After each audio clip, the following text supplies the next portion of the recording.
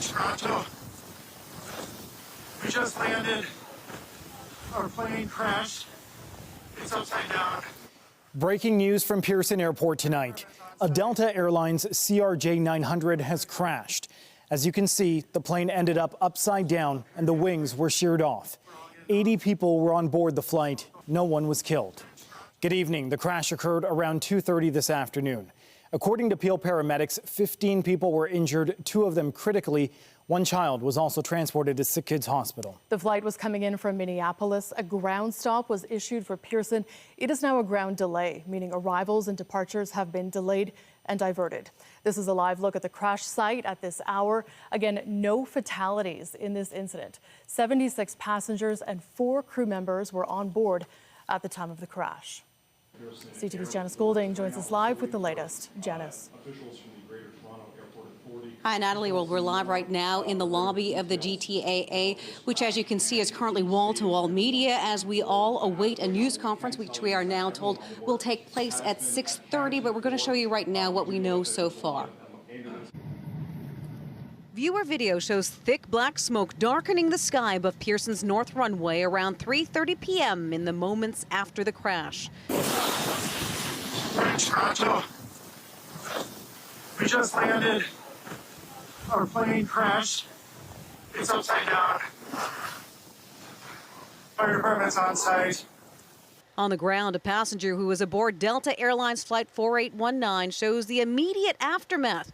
Passengers being helped out of the regional jet, which you can see on its back. Firefighters trying to douse flames after the crash sheared off the CRJ 900's wings. Air ambulances could be seen landing on the tarmac, while ambulance after ambulance left with the injured. A total of 15 patients, including 2 in critical condition and 1 pediatric patient. Right now, all operations are suspended. Inside Terminal 3, passengers were told they weren't going anywhere. All flights have been suspended. But few knew why or what had transpired. All the flights are canceled? At least at first. Fully because we don't fully know what's actually happening. So they didn't really give us any information. Soon, however, people took to social media and would realize this was not a normal delay. That is absolutely horrifying. Can you imagine how awful, terrifying that must be for those people? I travel a lot for business, and it's a pretty scary thing. Still, while the delays and cancellations were certainly not welcome, once people realized what had happened to the passengers who were coming to Toronto from Minneapolis, frustration diminished as empathy surfaced.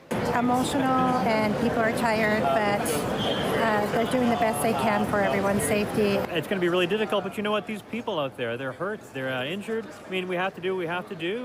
The flight was carrying 80 people, 76 passengers, and 4 crew.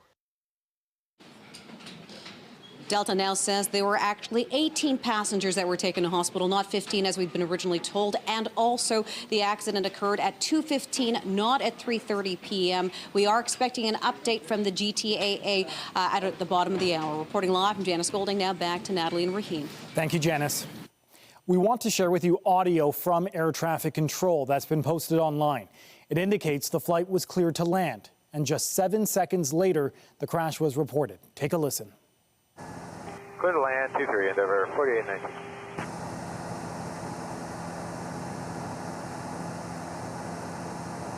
This airplane just crashed at 23.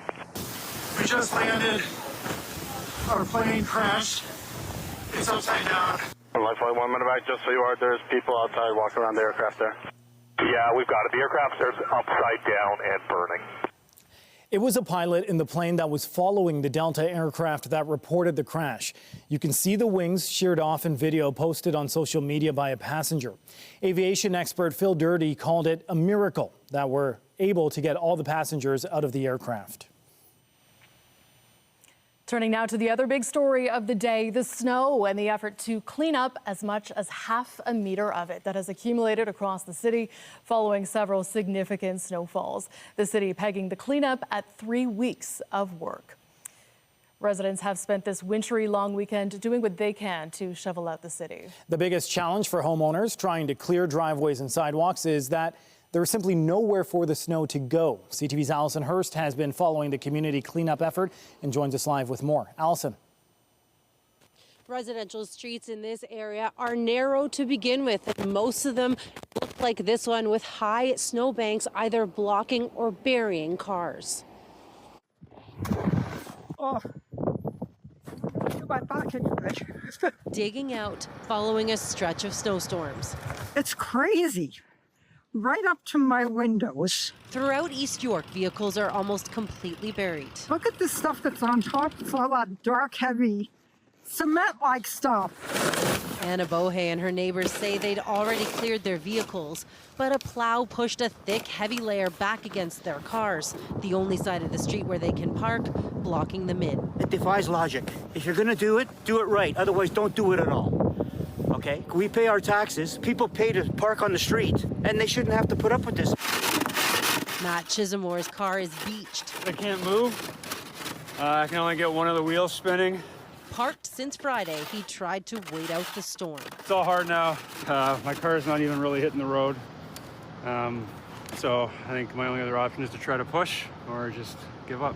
Toronto police issued more than 2,300 tickets to vehicles parked along snow routes. Many are buried along them, following nearly 50 centimeters of snow dumped during these storms. It's Snowmageddon.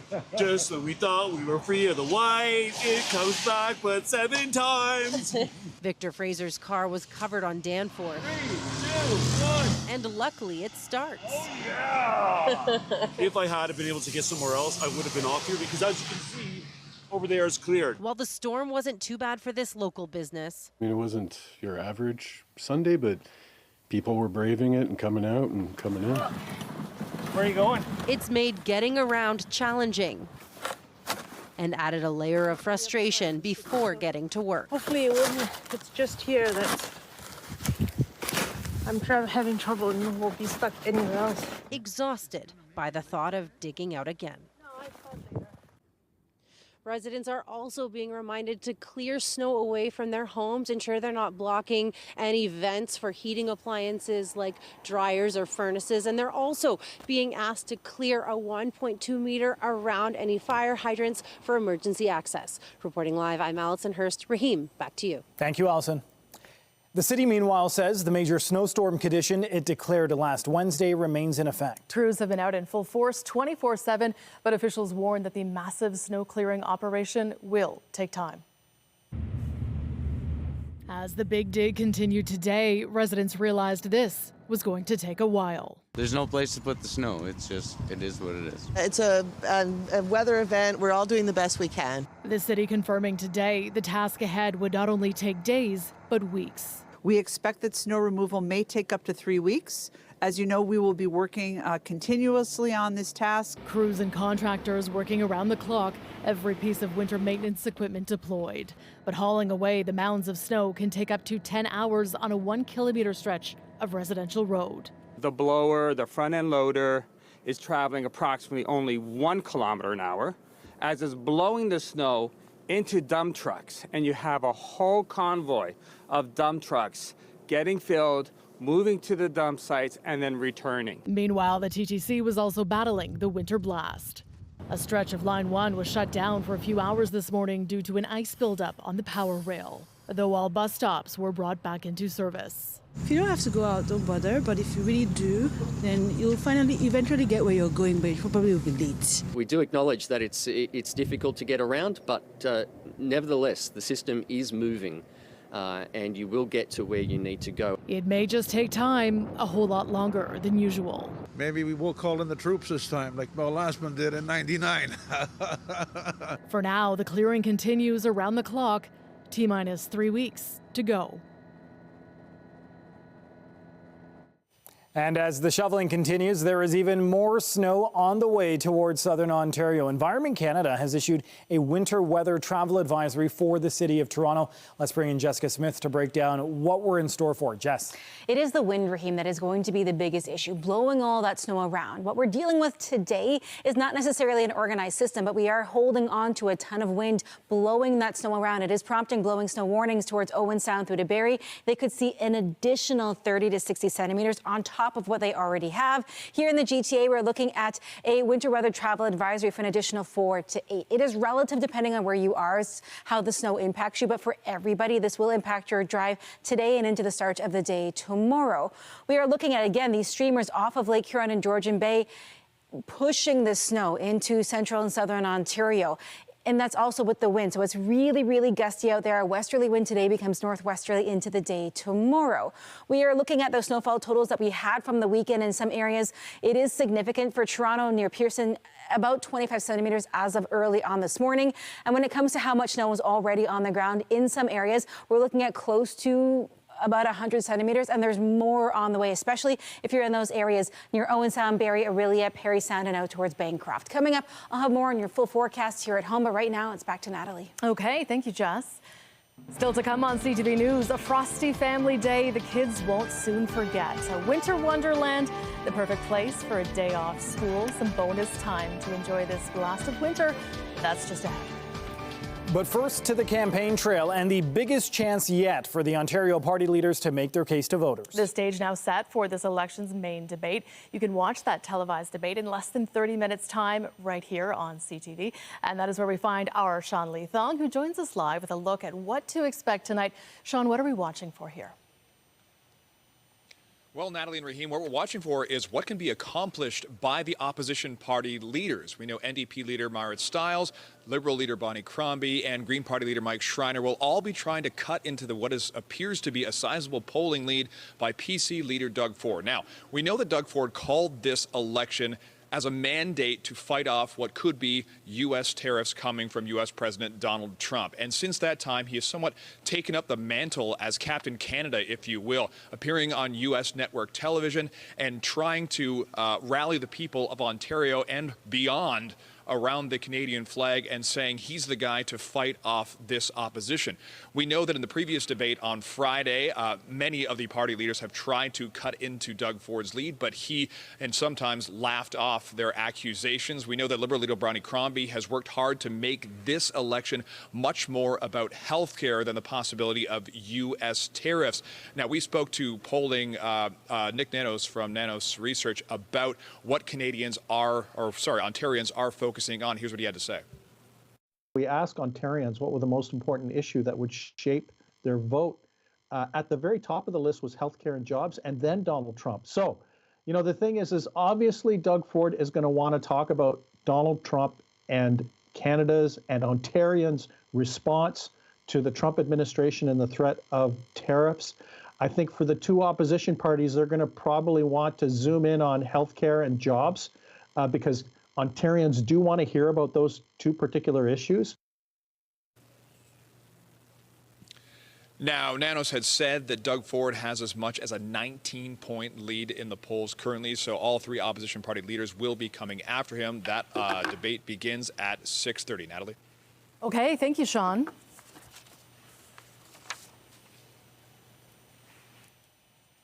Meanwhile, the federal Liberal leadership hopefuls will square off in two debates early next week in Montreal. But first, they all had to write another check for $125,000. Today is the deadline to pay the last installment of the $350,000 fee to become a candidate. Most of them had already paid before today. The Liberals will elect a new leader to replace Justin Trudeau on March 9th. Diplomatic efforts to end Russia's war on Ukraine are gaining momentum. However, Volodymyr Zelensky insisted again today that Ukraine will not accept any peace deal without his country at the negotiating table.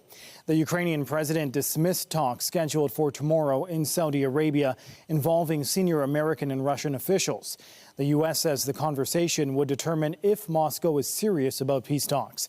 America's Ukraine envoy said it is not reasonable to have everybody sitting at the table for talks, but insisted no one will impose any deal on Ukraine and the ultimate decision will be up to Kyiv. In Rome, the Vatican says Pope Francis will require further hospitalization. Test results indicate the pontiff is suffering from a respiratory tract infection. Officials say the complex clinical picture requires a change in his drug therapy. He is stable with no fever and has spent 3 peaceful nights in hospital. Keeping up with some of the essentials of his routine, the Pope was admitted on Friday following a week-long bout of bronchitis, which worsened. No time frame for his release has been provided. Well, it gets cold and it stays cold as we head throughout the next couple of days. Right now, sitting at -10, feeling like -21. We don't really get anywhere close to seasonal until the end of the work and school week, so bundle up. Coming up, I'll have a full look at your long-range forecast as we settle in towards the end of the month. And stay with us. We have another full night of great shows for you right here on CTV.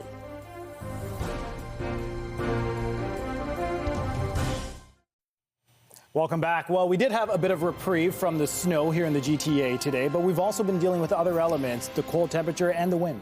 Well, and you know that with the cold temps, the snow is not going to melt on its own, which is why the city has to haul it all away. It is a big process. It's only just begun. And this is such a different system. The snow we've had so far this winter, generally it's gotten warmer right after, and we've seen it kind of melt away. But this is a very different time, and it's much colder out there, and the snow really isn't going anywhere, and we're not done with the active weather just yet. We're not necessarily dealing with a major system, but we are still holding on to lake effect snow that is going to be damaging depending on where you are.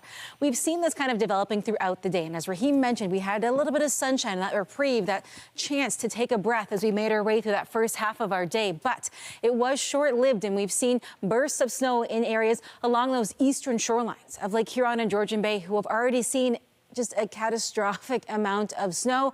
I was speaking to somebody out in Peterborough earlier today, and they still have snow that is higher than most of their vehicles. So please take care and check on those more vulnerable people in your life. Temperature-wise, it is cold. We're at -10 right now here in the city. It feels like -21. Northern Ontario tapping into some significantly cooler air, and this is thanks to a dip in the jet stream. So everybody across southern Ontario feeling the cold. We are also still seeing that lake effect snow machine really firing off a ton of snow, especially in those areas near Owen Sound, Orillia, and up towards Barrie. We're still seeing those really gusty winds as well. A westerly wind right now just under 60 kilometers an hour, not helping the situation. And the wind stays really strong as we head through the overnight and into the day tomorrow. It just becomes northwesterly. We are looking at a laundry list of watches, warnings, and advisories. We're looking at snow squall warnings through Owen Sound into Barrie. They're looking at an additional 30 to 60 centimeters. For us here in the GTA, it is a winter weather travel advisory expected to kind of go through tonight and into the day tomorrow. So if you're commuting tonight, you're commuting tomorrow morning, give yourself that extra time. It's also super cold thanks to that dip in the jet stream. Tonight, we'll see a low around -12, feeling like -20. Everybody has wind chill values in that low -20 range to almost -30. Into the day tomorrow, it doesn't get much better. We stay below seasonal, -6, feeling like -13. We should be at -1 for that daytime high, and everybody sitting well below where they should be. This is what's responsible for all of that snow. It is a trough. It's just an extension off of the low that we had over the weekend. It is not a massive system by any means, but it just continues to drive that snow onto those eastern shorelines of Lake Huron and Georgian Bay and right across central and southern Ontario. As we head through the rest of our evening, we'll see that snow continue. It is not a ton of snow for us here in the GTA, but we know it doesn't take much to make that commute a little bit dicey. As we head in towards the day tomorrow, the lake effect snow machine not really stopping. It's not until we get in towards that midpoint of our week that we get a little bit of a reprieve and a little bit of sunshine. But really and truly, this is going to impact a good portion of the week. Temperature-wise, well below seasonal into the day tomorrow through your Wednesday, Thursday, and Friday. So getting back into the swing of things for your commute to and from school, to and from work, factor in that it is going to be very, very cold as we head throughout the day and into the evening as well. We don't see a return to seasonal weather until we get to Friday. We get back to -2 for the high, -8 for the low, and then we settle into a much more seasonal, even above seasonal stretch heading into Sunday and Monday. But it is going to be tough. More news coming up after the break. It was a roller coaster of emotions for hockey fans this afternoon as Team Canada needed to win in regulation at the Four Nations Face-Off tournament. If not, they would be going home. Here's McDavid with a steal. Unable to get the shot away, cut off there, turns back, scores! The Canadians pounced quickly, scoring 2 early goals against Finland and adding another one before the end of the first period. Canada would go up 4-0 in the second period, and they looked to be in great shape. But the Finns scored 3 goals late, including 2 in the last couple of minutes to make it 4-3. However, Sidney Crosby managed to put the game away with an empty netter. And now the stage is set for an epic showdown between Canada and the U.S. in Thursday's final. It will be a rematch of Saturday's game between the two rivals that was won by the Americans 3-1. Well, for many people today, it was a holiday, family day, a chance to spend time with loved ones. CTV's Beth McDonnell was out and about today, seeing how people were spending their time. Family Day fun went off-road at the Canadian International Auto Show, allowing attendees to go for a ride on an obstacle course in a 4x4. Jasper and I did the Jeep experience for the first time because he's finally tall enough to do it today. All right, and Jasper, how did it go? What did it feel like? Very bumpy. The holiday landing on a Monday in mid-February for some is perfect timing. I work for a company that has U.S. holiday schedules, so it's a nice overlap. So we surprised the kids taking to the auto show. They actually asked about it last year. And then we were kind of keeping it on like a low key, what are we going to do for Family Day? So we tricked them onto the train in Markham, and we brought them here. We're having so much fun. I love cars. I've always loved cars. I love Formula One, and I'm wearing my Formula One sweater today, so I'm really excited about this. The show providing thrills for kids not old enough to drive. This is a giant race car made of Lego. What do you like about the cars? It's because they're fast and I like the colors. Many families expressing appreciation for the special day. It's really nice, honestly, to just have the time together, dedicated, and it's kind of a nice break between like New Year's and then March break. Besides getting out of the snow outside, it just means having a good time and being able to spend quality time with your children. Family fun is also happening outdoors. This is Colonel Samuel Smith's skating trail in Etobicoke. From more gliding on the rink to improving the on-ice skills, what's the goal? Join a hockey team. To a game of tag. I like about skating that you can go quick. Inside or outside, Family Day is giving people more time. Especially this year with the weather that's come, it adds a whole extra dimension to what we're able to do together with the kids and with the adults. To enjoy doing what they love with the people they love. Beth McDonnell, CTV News. Back to our top story. More than a dozen people have been taken to hospital, 2 with critical injuries after a plane crash at Pearson Airport this afternoon. Behind us here, you can see a live shot of the crash site, still very active at this hour. CTV's Janice Golding is live at the GTAA headquarters tonight with the latest. Janice. Hi, Natalie. Yes, we're standing by here at the GTAA headquarters where they're going to be holding a news conference shortly. It's actually been delayed. It was supposed to take place at 6:30, but here's what we can tell you at this point. There were actually 18 people taken to hospital today, 2 with critical injuries and a pediatric patient among them. However, Delta is saying there have been no fatalities at this point. Now, it was very clearly a terrifying experience. There were 80 people aboard that plane, 76 passengers, along with 4 staff members. We are told that there is more and more video emerging on social media, one showing passengers inside the Delta airplane scrambling to safety and out an emergency door into the bitter cold.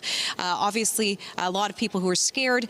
They're gathered at Terminal 1 right now, and others are also in hospital as we speak. That's it from us here at the GTAA building. Now back to you, Natalie and Raheem. Okay, thank you, Janice. And you can watch the update from airport officials on CTV News Channel. Here on CTV and CP24, the Ontario Leaders Debate is next. In the meantime, coverage of both events continues throughout the night online at ctvnewstoronto.ca. For Jessica Smith and all of us here at CTV News, thank you for watching and have a good night.